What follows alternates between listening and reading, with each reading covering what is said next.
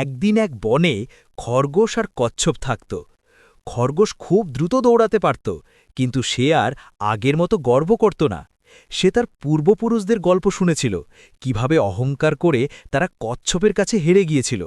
তাই খরগোশ বলল, আমি দৌড়ে ভালো, কিন্তু এবার আমি চেষ্টা করব মন দিয়ে দৌড়াতে, ভুল করব না। কচ্ছপ হাসল, ভালো কথা, চল প্রতিযোগিতা করি। দৌড় শুরু হলো।